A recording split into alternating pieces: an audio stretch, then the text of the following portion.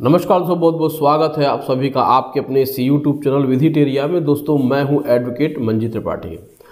दोस्तों आज के इस वीडियो में हम लोग बात करेंगे कि एनबीएफसी कंपनी सरफेसी अधिनियम का गलत इस्तेमाल नहीं कर सकती हैं। जी हां दोस्तों, आपने देखा ही होगा कि सिक्योर्ड लोन के मामले में सरफेसी अधिनियम काम करते हैं। यानी कि जब भी कोई बैंक सिक्योर्ड लोन प्रोवाइड करता है किसी भी व्यक्ति को और वह व्यक्ति जब अपने लोन में डिफ़ॉल्ट कर देता है तो बैंक जितने भी एनबीएफसी कंपनी वाले हैं ये सरफेसी अधिनियम का इस्तेमाल जब करते हैं, हालांकि हर बैंक सरफेसी अधिनियम के अंतर्गत अपने सिक्योर्ड लोन की रिकवरी करता है, लेकिन जितने भी एनबीएफसी कंपनीज हैं, जितने भी फाइनेंशियल इंस्टीट्यूशंस हैं, ये सरफेसी अधिनियम के सबसे ज़्यादा मिसयूज करने वाले होते हैं, क्योंकि ये आपको सरफेसी अधिनियम के अंतर्गत न तो टाइम देते हैं और न ही सही तरीके से वह आपका जवाब देते हैं।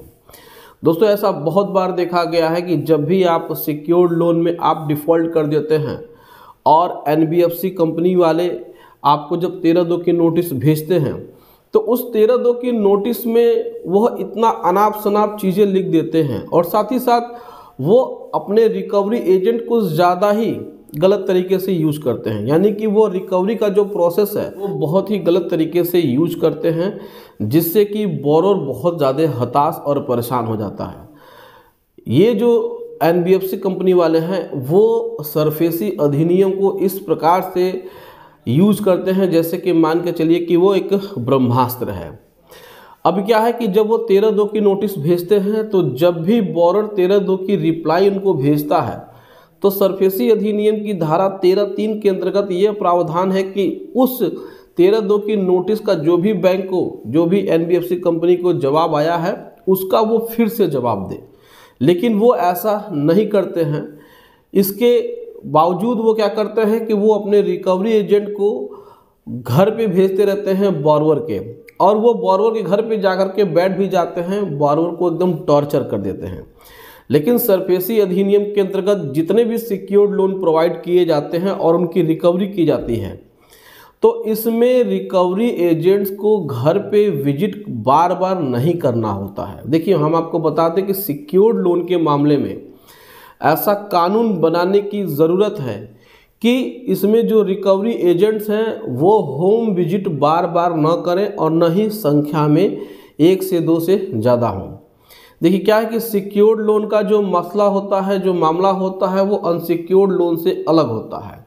यहाँ पे आपकी ऑलरेडी एक प्रॉपर्टी बैंक के पास मौजूद है, तो जब बैंक आपसे प्रॉपर्टी कोलेटरल के रूप में, बंधक के रूप में, मॉर्गेज के रूप में ले लेता है तो वो बार बार रिकवरी एजेंट आपके घर पे क्यों भेजता है। और जितने भी एनबीएफसी कंपनी वाले हैं इसका मिसयूज़ ज़्यादा करते हैं, तो इस पर भी सरकार को चेतना चाहिए, विधायिका को चेतना चाहिए और इस पर सुप्रीम कोर्ट को भी संज्ञान लेना चाहिए कि ऐसे जितने भी एनबीएफसी कंपनी वाले हैं उनके ऊपर शिकंजा और लगाम लगाया जाए। क्योंकि सिक्योर्ड लोन का जो भी नेचर होता है वो इसीलिए होता है कि आपकी प्रॉपर्टी सिक्योर्ड है बैंक के पास और वह उसकी नीलामी करके अपनी रिकवरी कर सकता है। लेकिन यहाँ पे रिकवरी एजेंटों को बार बार भेजना अनसिक्योर्ड लोन के जैसा ये बहुत ही गलत होता है।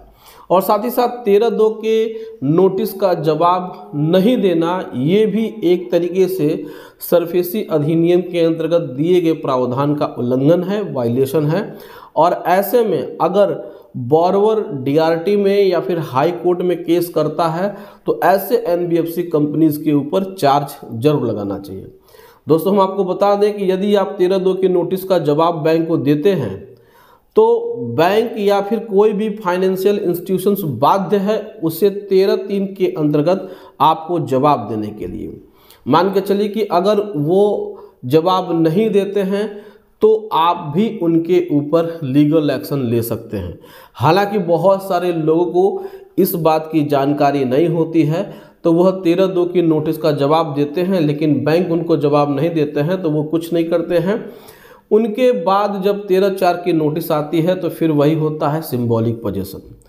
तो यहाँ पर जितने भी एनबीएफसी कंपनीज हैं वह सरफेसी अधिनियम को एक ब्रह्मास्त्र की तरह यूज़ करते हैं। उनको ऐसा लगता है कि सरफेसी अधिनियम में जितने भी प्रावधान दिए गए हैं सब उन्हीं के लिए हैं, बोरोवर्स के लिए कुछ नहीं है। तो ऐसा बिल्कुल भी नहीं है। आपको हम बता दें कि अगर आपका सिक्योर्ड लोन है और आपने डिफ़ॉल्ट कर दिया है लेकिन आपके पास पूरा पैसा नहीं है और आपका मामला अगर धारा 14 तक, यानी कि सरफेसी अधिनियम की धारा 14 तक आपका केस पहुंच चुका है, डीएम के पास बैंक ने एप्लीकेशन फाइल कर दिया है और वहां से ऑर्डर निकलने वाला है या फिर वहां से ऑर्डर निकल भी गया है, तो भी आपको डरने की ज़रूरत नहीं है।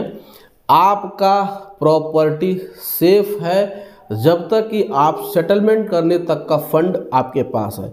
यानी कहने का मतलब ये है कि आपके पास अगर सेटलमेंट तक का पैसा है तो आपकी प्रॉपर्टी सेफ है। बैंक आपकी प्रॉपर्टी को नहीं बेच पाएगा, न ही किसी व्यक्ति को वह हस्तांतरित कर पाएगा, उसका ट्रांसफ़र कर पाएगा, उसका म्यूटेशन कर पाएगा। क्योंकि जो भी लोन का उद्देश्य होता है उसमें ये नहीं होता है कि हम अपनी संपत्ति आपको दे ही देंगे।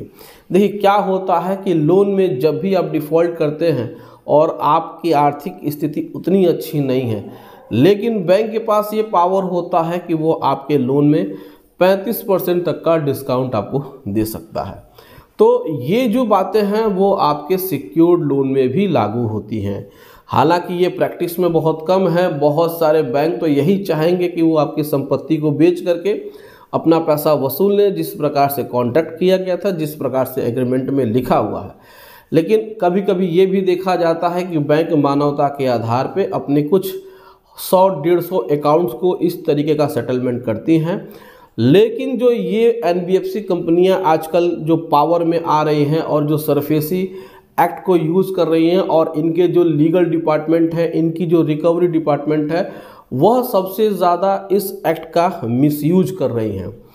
तो एनबीएफसी कंपनियां ऐसा न सोचें कि सरफेसी अधिनियम में केवल उन्हीं के लिए प्रोविजंस दिए हुए हैं, उन्हीं के लिए राइट्स दिए हुए हैं और इसमें बोरोवर के लिए कुछ नहीं है, तो वो सरासर गलत सोच रहे हैं।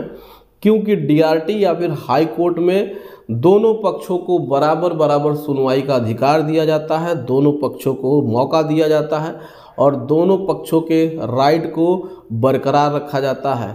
तो अगर आपके साथ भी ऐसी कोई घटना घट रही है और अगर आपको लीगल एडवाइस की ज़रूरत है तो आप स्क्रीन पे दिए हुए हमारे व्हाट्सएप नंबर पे संपर्क कर सकते हैं और किसी भी प्रकार से लोन से संबंधित किसी भी मामले में आप हमसे लीगल एडवाइस ले सकते हैं।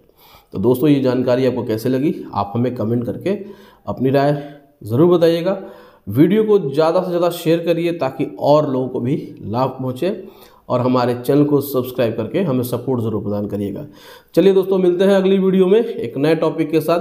तब तक आप अपना और अपने पूरे परिवार का ध्यान ज़रूर रखिए। Thank you so much. जय हिंद दोस्तों।